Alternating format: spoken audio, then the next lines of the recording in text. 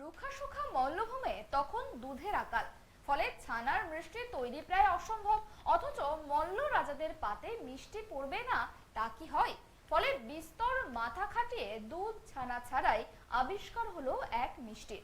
বেসন, ঘি, এলাচ আর চিনির রসে পাক দেওয়া সেই মিষ্টি রাতারাতি জনপ্রিয় হয়ে উঠল, যার সঙ্গে তুলনায় আসতে পারে জনাইয়ের মনোহরা। মল্লভূমির সেই মিষ্টি বাঁকুড়ার বেলিয়াতোড়ের মেচা সন্দেশ, যা এবার পেতে চলেছে জিআই তকমা। খুশির হাওয়া বাঁকুড়ার বেলিয়াতোড়ে।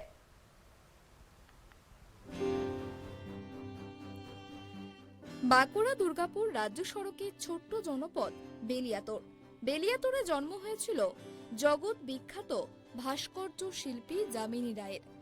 এছাড়াও বেলিয়াতোড়ের অন্য আরেকটি পরিচয় রয়েছে, তা হলো মেচা সন্দেশের জন্মভূমি। এখানে প্রায় 20টি পরিবার এই মেচা সন্দেশ তৈরির কাজে ব্যস্ত থাকেন সারা বছর। যেমন ভাবে বিখ্যাত কলকাতার রসগোল্লা, জয়নগরের মোয়া, জোনাইয়ের মনোহরা, শক্তিগড়ের ল্যাংচা, তেমন ভাবেই বিখ্যাত বাঁকুড়ার বেলিয়াতোড়ের মেচা। আর সেই মেচাই সম্প্রতিকালে ইন্ডিজেনাস শিল্পকর্মের হিসেবে জিওগ্রাফিক্যাল আইডেন্টিফিকেশনের ট্যাগ পেতে চলেছে। West Bengal national university of juridical সায়েন্সে জিআই তকমা আবেদন জানিয়েছিলেন বেলিয়াতোড়ের মেচা ব্যবসায়ীরা।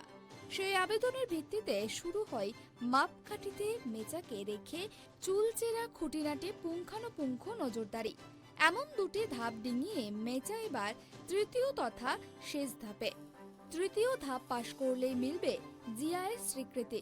আশায় বুক বেঁধেছেন মেচা ব্যবসায়ীরাও, খুশি বাঁকুড়ার আমজনতাও। অবশ্যই ভালো লাগে, বেলেতরের ফেমাস মিষ্টি। হ্যাঁ, আত্মীয় স্বজনদের বাইরে নিয়ে যাওয়ার জন্য, নিজেদেরও বাইরে নিয়ে যাওয়ার জন্য অবশ্যই ক্ষীরের মেচা স্পেশালি। হ্যাঁ, নিয়ে যাই। হ্যাঁ, বেলেতরের দোকানগুলো তো ভিড় মোটামুটি থাকে, ম্যাক্সিমাম টাইমে ভিড় দেখতে পাওয়া যায়। না, আমি এইমাত্র ভিডিওটা করতে এসে শুনলাম। অবশ্যই গর্বের ব্যাপার বেলিয়াতোড়ের বাসিন্দাদের কাছে। বেলিয়াতোড়ের ব্যবসায়ীদের বক্তব্য, জিআই স্বীকৃতি পেলেই তারা মেচা সন্দেশকে সারা বাংলার সঙ্গে ভিন রাজ্যেও পাঠানো নিয়ে ভাবনা চিন্তা করবেন। জিআই এর জন্য গঠিত সমিতির সম্পাদক প্রশান্ত মোদক জানান, জন্য আমরা তো অনেকদিন ধরে আবেদন করেছি এবং দুটো প্রসেসিং হয়েও গেছে। জিআই স্বীকৃতি হলে খুবই ভালো হয়, যেমন আপনার বাইরে মালটা পাঠাতেও সুবিধা হয় এবং আমাদের বাইরে যখন মালটা প্রোডাকশন বেশি যাবে তখন আমাদের এখানে আপনার আরও কর্মসংস্থানও বাড়বে, সব থেকেই ভালো হয়, ব্যবসাদারদেরও ভালো হয়।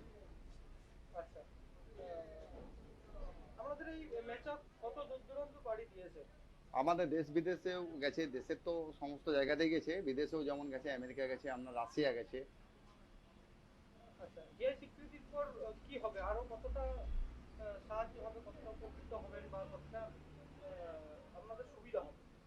স্বীকৃতি হলে অনেক রকম একটা যেমন লোগো পাওয়া যাবে, যে লোগোটার দরুন আমরা মালটা বাইরে পাঠাতে পারবো বা অনলাইনেও পাঠাতে পারবো মালটা আমরা, যেটা একটা মানে সার্টিফিকেট যে কোয়ালিটি আরো ভালো, তার হিসাবে একটা সার্টিফিকেট বা দেশে বিদেশে যখন পাঠাতে যাবো তার জিআইটা দেখলে আরো মালটা চাহিদা বাড়বে। যেমন আমার তো চন্দ্রলোক সুইট দুটো কাউন্টার আছে আমাদের দুটো দোকানে ধরুন আমার বিক্রি আছে 1.5 কুইন্টালের মতন অফ সিজনে, আর সিজনে আপনার ওটা 4-4.5 কুইন্টালের মতন আপনার বিক্রি হয়। মেচা সন্দেশ স্বাদ ও গন্ধে উৎকৃষ্ট মানের, পাশাপাশি মেচা সন্দেশ টাটকা থাকে বহুদিন, আর তাই এই মেচা সন্দেশকে কিনতে বেলিয়াতোড়ে ভিড় জমান প্রচুর মানুষ। পর্যটন মরশুমে মেচার চাহিদা বেড়ে যায় কয়েক গুণ, সরবরাহ দিতে হিমশিম খান ব্যবসায়ীরা। মেচা তো অবশ্যই ভালো, বেলিয়াতোড়ের বিখ্যাত জিনিস, আর মেচা সন্দেশ প্রত্যেকেই বানাচ্ছে। এই মেচা বেলিয়াতোড়ে তৈরি হয়, যাতে আদার্স কোনো জায়গায় যেন কেউ মেচা তৈরি করতে না পারে, বা এটা বেলিয়াতোড়ের ঐতিহ্য বেলিয়াতোড়েই যেন থাকে। আর এই বিষয়ে হচ্ছে মেচা অনেকেই বানাচ্ছে, তার মধ্যে কিছু কিছু কোয়ালিটি হিসেবে মেচা বিক্রি হয়। আর এই মেচা হোকাররাও কিছু বাজারে কেনে যাতায়াত বিক্রি, বাসে যে যেরকম ভাবে মেচা বিক্রি করে তাদের উপার্জন করে সংসারও চলে, দিনে রুজির পর রুজি, রুজি রোজগার চলে। আর এই মেচা তৈরির পদ্ধতি অন্য ধরনের, তো এই নানা রকম লোক নানা রকম ভাবে বানাচ্ছে।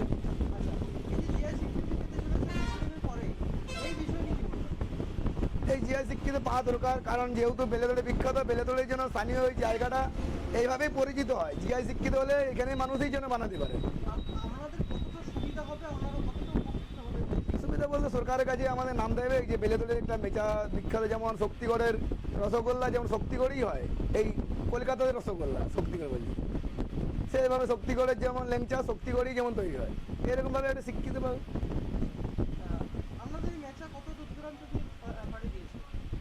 দেশ বিদেশেও যায় মাঝে মধ্যে, যে সকল কাস্টমাররা বলে, বা আপাতত গাড়ি টাড়ি বাস ট্রেনে যে সকল আমরাও নিজেরা যাতায়াতের সময় দেখতে পাই। এটা এইভাবে বলা যাবে না যে কত দূর পাড়ি দিয়েছে। আর জিআই পেলে দেশ বিদেশের থেকেও যাওয়ার সম্ভাবনা আছে, ভালো সুবিধা হবে এবং এক্সপোর্ট করাও যাবে। আর এভাবে তো বলা যাবে না যে কত দূর পাড়ি দিয়েছে বা কোথায় যাচ্ছে। ভালোই বিক্রি, কারণ ওই জিআই স্বীকৃতি পেলে তখন আমাদের জিএসটি বিল দিয়েও মেচা দেওয়া যাবে। যে সকল মেচা আমরা বাজারে এখন বিক্রি করি মোটামুটি খুব ভালোই চলে, হয়তো কেজির মাপটা বলছি না আপনাকে, চলে মোটামুটি ভালোই চলে। মেচা সন্দেশ তৈরির প্রক্রিয়া সহজ নয়। 2 থেকে 3 দিন লাগে এই সন্দেশ তৈরি করতে। এই মিষ্টি তৈরিতে রয়েছে 6টি স্তর। প্রথম স্তরে মিষ্টির মূল উপকরণ ছোলা থেকে পাউডার তৈরি করা। আগে এই কাজ ঢেকিতে হলেও এখন মিক্সারে করা হয়। বর্তমানে অবশ্য শিল্পীরা বাজার থেকে ভালো মানের বেসন কেনেন। এরপর উৎকৃষ্ট মানের ঘিতে সেই বেসন দিয়ে তৈরি হয় গাঠিয়া।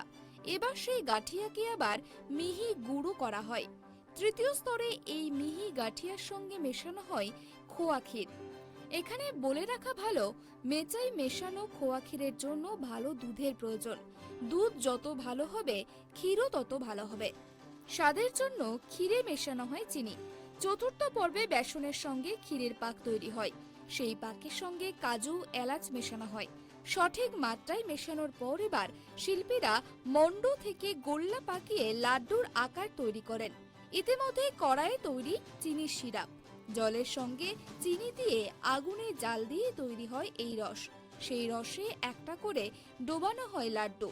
জাল দেয়া সম্পূর্ণ হলে সেই লাড্ডু বসিয়ে রাখা হয় শাল পাতার ওপরে। একেবারে শেষ পর্বে মেচাকে শাল পাতা থেকে তুলে দোকানে পরিবেশনের পাত্রে রাখা হয়। আর তা কিনতেই দূর দূরান্ত থেকে মানুষ হাজির হচ্ছেন বেলিয়াতোড়ে। চোখে দেখে নরম তুলতুলে মেচা মুখে দিলেই মিলিয়ে যায় জিভের কোন গহ্বরে, মালুম পাবেন না আপনিও। আর তাই এই মিষ্টি আজ পর্যটকদের হাত ধরে বাঁকুড়া, পশ্চিমবঙ্গ, ভারতের গণ্ডি পেরিয়ে বিমানে চড়ে পাড়ি দিচ্ছে সুদূর আমেরিকাতে, দাবি মেচা ব্যবসায়ীদের। বাঁকুড়া থেকে সিধু মান্ডির রিপোর্ট, ট্রাইব টিভি।